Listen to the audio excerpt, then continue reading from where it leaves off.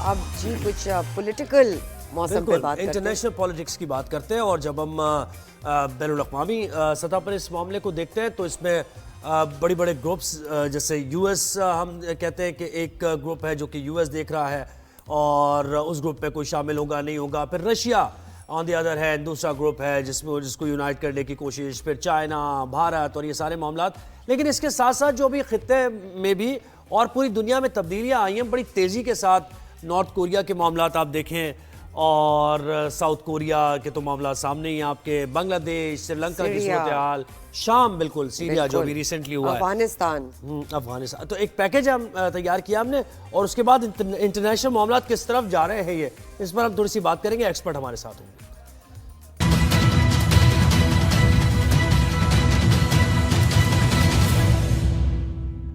کیا دنیا تبدیل ہو رہی ہے؟ افغانستان، سری لنکا، بنگلہ دیش، جنوبی کوریا اور شام میں عوام کی طاقت نے اپنا فیصلہ سنا دیا.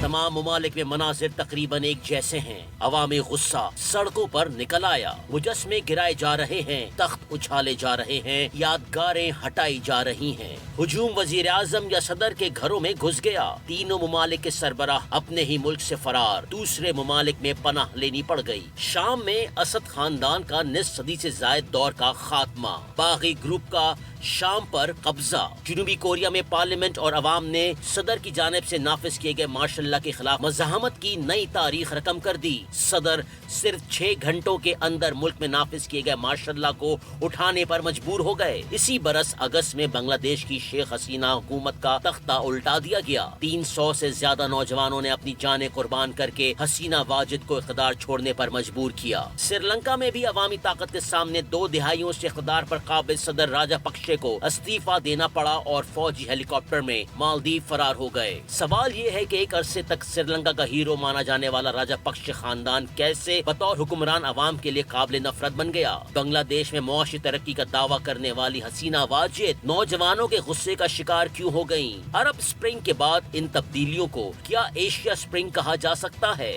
سوال یہ بھی ہے کہ امریکہ آشیرواد کے بغیر کیا ان حکومتوں کا تختہ الٹایا جا سکتا ہے؟ جی تو انٹرنیشنل گرما گرمی اور موسم اس پہ بات کرنے کے لیے ڈاکٹر جمیل احمد ہمارے ساتھ ہیں، سابق سفیر، former ambassador Libya and UAE. السلام علیکم ڈاکٹر جمیل صاحب، تھینک یو سو مچ آپ نے ہمیں جوائن کیا. سر، جیسے آپ نے ہماری رپورٹ میں بھی دیکھا ہوگا، افغانستان، سری لنکا، بنگلہ دیش، ساؤتھ کوریا، سیریا، یہ سارے ممالک میں جو بھی آپ کے سامنے ہیں ڈیولپمنٹس کیا ہوئی ہیں، کیا اس کی ایک کامن فیکٹر ہے جس کی وجوہات ان سارے ٹرموائلز کی ہے؟ آپ کیا کہیں گے؟ دیکھیں، کامن فیکٹر تو ایک ہی ہے کہ جب عوام کی آواز کو دبایا جائے اور عوام کی جو خواہشات ہیں ان کو کچلا جائے اور عوام کے معاملات کو ایک شخص چلائے اور عوام کو دشواریوں میں گھیرتا جائے، تو آج نہیں تو کل نہیں تو پرسوں نہیں تو سال بعد یہ تو پھر اٹھتے ہیں. اور پھر جب عوام کا سمندر نکل آتا ہے تو پھر اس کے آگے حکومتی طاقتیں کچھ کام نہیں کر سکتی، اور یہی آپ کی رپورٹ میں سے ظاہر ہوتا ہے. لیکن آج کی دنیا میں عوام کی اٹھنے کے ساتھ ساتھ اس میں ایکسٹرنل عوامل بڑے آ جاتے ہیں، کیونکہ دنیا ہر ملک کے معاملے میں کہیں نہ کہیں کسی نہ کسی طریقے سے انوالو ہو جاتی ہے دنیا کی خطر. یہاں بھی سری لنکا میں بھی کچھ نہیں ہوا، کیونکہ سری لنکا کو آپ نے محور بنا کے باقی بنگلہ دیش کا، آپ نے سری لنکا کا، آپ نے اس کے بعد مالدیو کا اور باقی تمام ممالک کا، لیبیا کا کی آپ نے مثال دی. تو سیریا میں بھی انہی خطوط پر اگر آپ دیکھیں تو عوام کا ایک پچھلے 54 سال سے جو مسلط حکومت تھی، iron grip of Assad and Assad Bashar al Assad father, کوئی 54 برس تک یہ نہیں رہا اور وہ پھر ریت کے ڈھیر کی طرح قسم اٹھا. لیکن اس کی صرف عوام کے عوامل نہیں تھے، اس میں سیریا کے معاملے میں ایکسٹرنل عوامل تھے. اسی طرح سری لنکا کے معاملے میں ایکسٹرنل عوامل تھے، انڈیا اچھا جمیل صاحب، مالدیو میں بھی ایکسٹرنل عوامل تھے. جی اچھا یہ کہیے گا اس امکان کو کیسے کیا رد تو نہیں تھا نا کہ دیکھیں دنیا میں ایک ٹگ آف وار تو ہے اور مختلف بلاکس کی وہ ٹگ آف وار افغانستان میں بھی ہم نے دیکھا رشیا کو نکالا یو ایس نے پھر یہاں پر انفلوئنس معذرت تو یہ جو ایک ٹگ آف وار چل رہی ہے اس تناظر میں اگر شام کی صورتحال ابھی دیکھیں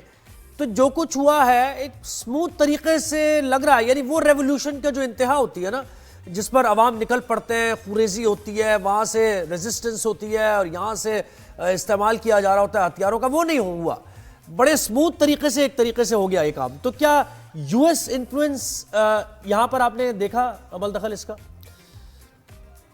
ہم تو فائنل ایپیسوڈ کی بات کر رہے ہیں نا لیکن اس اسٹرگل میں 13 سال لگے اس اسٹرگل میں جو اپوزیشن ہے سیریا کی اس میں پولیٹیکل ونگ بھی اور جو ان کے جو جنگجو ہیں اور ان جنگجوؤں میں سینکشنڈ اینٹیٹیز بھی ہیں جو القاعدہ سے چھوڑ کے داعش کو چھوڑ کے اب ایچ ایس ٹی میں آ گئے